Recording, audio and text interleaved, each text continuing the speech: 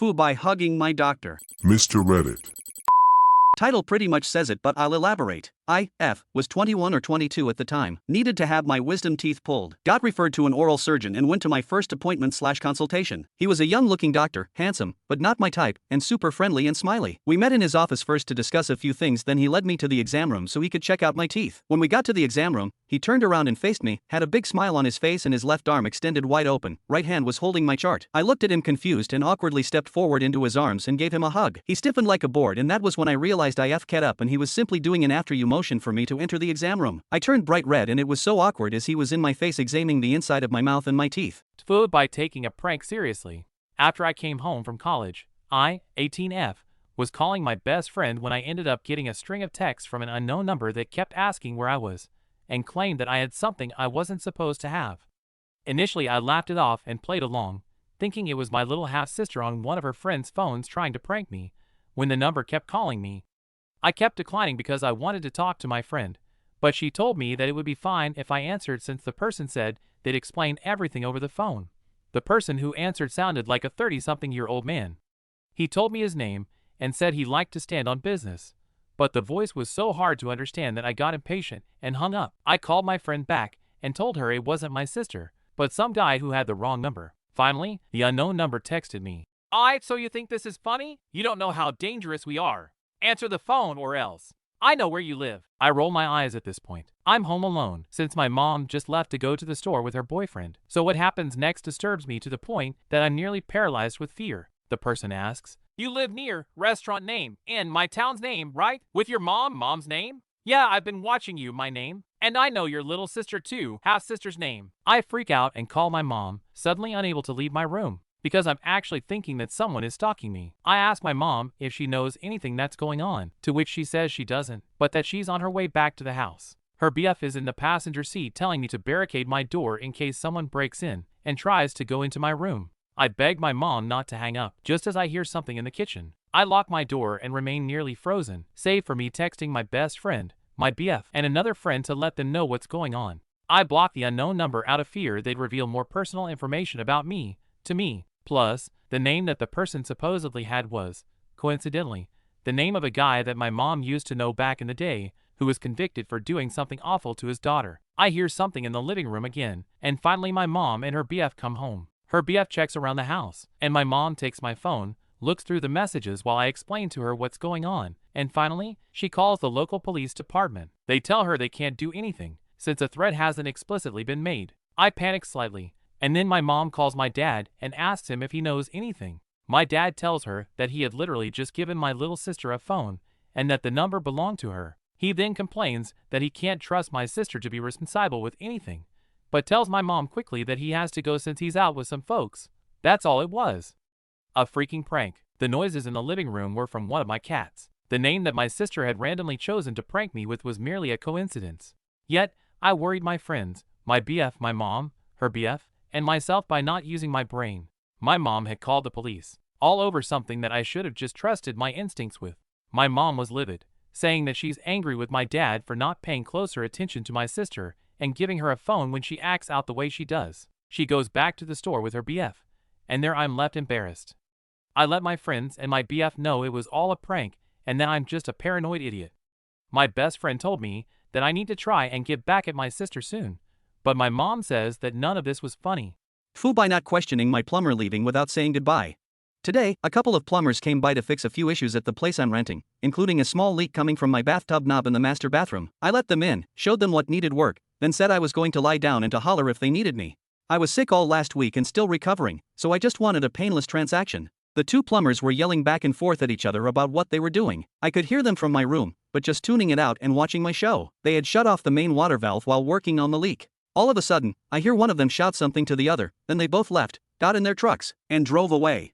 I thought it was weird that they left without saying anything to me, but maybe they are get in, get out kind of folks. I am renting, so maybe they don't have an obligation to make sure I am satisfied with the work/get payment. I go to use the toilet in the secondary bathroom, and realize my water is still shut off. I was annoyed that they left without turning it back on, but I went to the basement to turn it back on, no problem. I go back upstairs and hear water rushing. Did I leave a faucet on? Did he leave the bathtub knob turned? No. They were not done working. There is a geyser shooting out of my bathtub where he was working on the leak. I start freaking out immediately and go turn the water back off. Did I know working on a leak involves a situation where a water geyser could shoot out of my tub? No. But you live and you learn. One plumber returns right after I have stopped the geyser. His response, as my bathroom is covered in a layer of water, I hope my drill still works. Luckily, it did. My vacuum that was also soaked? I'm not sure yet because I'm waiting for it to fully dry before plugging it in. Moments before I was questioning if I should go to urgent care because I still feel like shit, but now I have a new issue of my bathroom being covered in water. I just bought a whole set of towels, otherwise I would have been screwed. I even have a dehumidifier on hand, so it really isn't a huge deal. But his drill was still in the bathroom. If I had checked the worksite before turning the water back on, I could have avoided this. If I had questioned why they would have left without saying anything to me, this wouldn't have happened. He says that he yelled to me, in a different room, what he was doing before leaving. Obviously, I didn't hear that. I really wish he had hollered to get my attention and then explained what was going on face to face. Still, I definitely should have checked for any potential geysers before turning the valve back on. Tofu by accidentally making my boyfriend think the car was breaking down on the highway.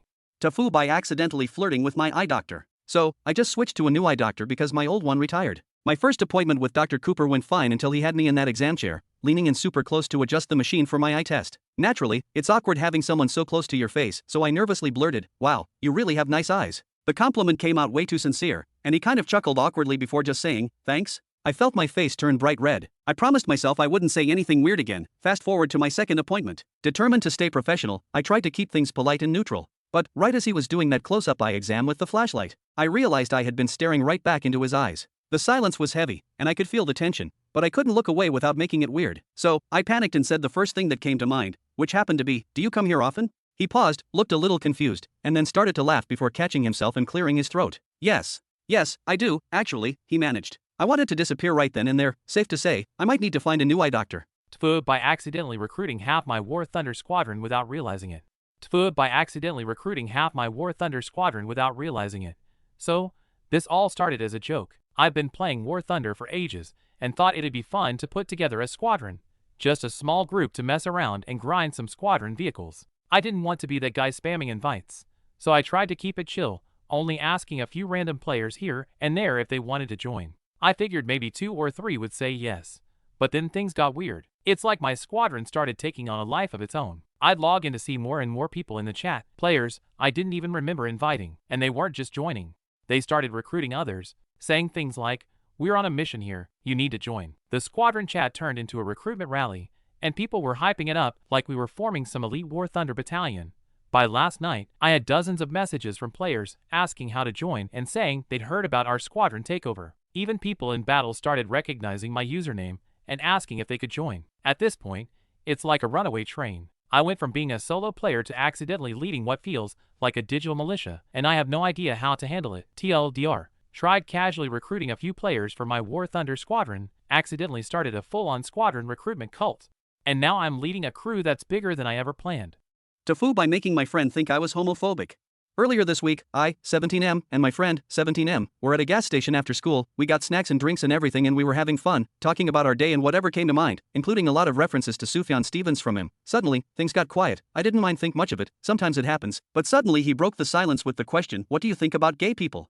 I didn't know what to say. I personally think everyone should be free to like whoever they like, but I was around a guy my age and considering how some of them can be, my first instinct was to be hateful. I thought if I wasn't he'd judge me or something, so I answered with every single stupid thing that people say to excuse why they don't like gay people. I didn't mean any of it, but I also understand that that doesn't really matter. Things got quiet. I asked him what he thought about gay people and he said the same. After that he kinda just looked out into space for a long time. Eventually, he said he had to go and we parted our ways. When I got home I realized how insanely stupid I was. I realized that his question was probably coming from a more personal place. My friend doesn't really date. It's not that he's ugly or anything. He's a pretty nice looking guy and a few times girls have come up to him to ask for his number, though he's always said no. I think he might be gay, and when we were at the gas station he intended on coming out to me, but he couldn't because I was so insanely stupid and I decided that it was better to be the cool guy than the actual good guy. We've barely talked since the gas station, and I really don't know what to do.